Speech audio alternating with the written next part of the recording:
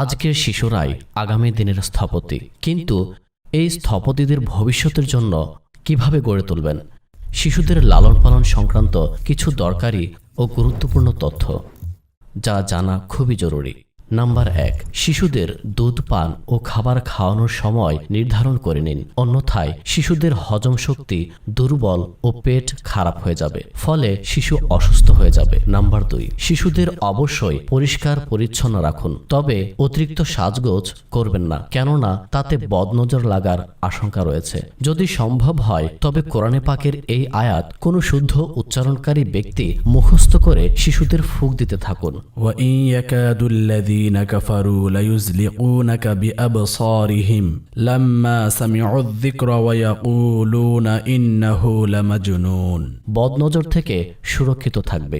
বড়দেরকেও ফুঁক দেওয়া যাবে। সূরা ফালাক ও সূরা নাসের দম করাও সকল প্রকারের জাদুটোনা বদনজরের জন্য উপকারী আমল। নাম্বার 3, শিশুদের সর্বদা কোলে রাখা বা কোলে নিয়ে ঘোরা ঠিক নয়, এতে শিশুরা দুর্বল হয়ে পড়ে আর দেরিতে হাঁটতে শিখে। বরং বেবি খাট বা দোলনায় শুয়ে রাখুন।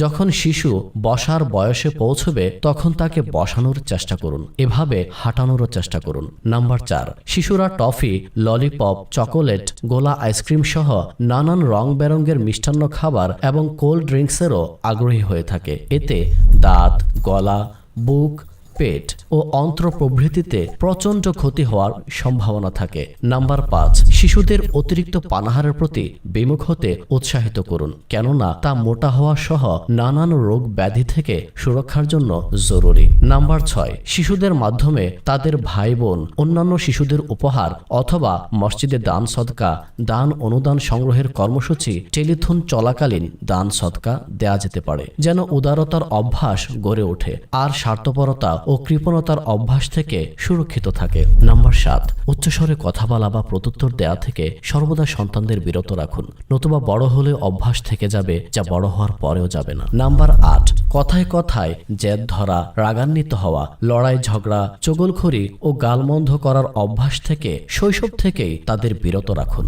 নাম্বার 9, যদি শিশুরা কোথাও থেকে কোনো বস্তু নিয়ে আসে, যদিও তা অতি সামান্য, তার প্রতি পরিবারের সবাই এমন অসন্তুষ্টি প্রকাশ করুন যেন সেই শিশু আজীবন চুরি করা থেকে বিরত থাকে। নাম্বার 10, শিশুদের সকল কার্যাদি যেন সকলের সামনে হয়। কোনো কাজ লুকিয়ে করলে নজর রাখুন, বরং বিরত রাখুন, কেননা তা ভালো অভ্যাস নয়। নাম্বার 11, শিশুদের প্রিয় নবী সাল্লাল্লাহু আলাইহি ওয়াসাল্লাম, সাহাবায়ে কিরাম আলাইহিম রিদওয়ান, গওসে পাক সহ অন্যান্য বুজুর্গানে দিন ও নেককার লোকদের সত্য ঘটনা শোনান।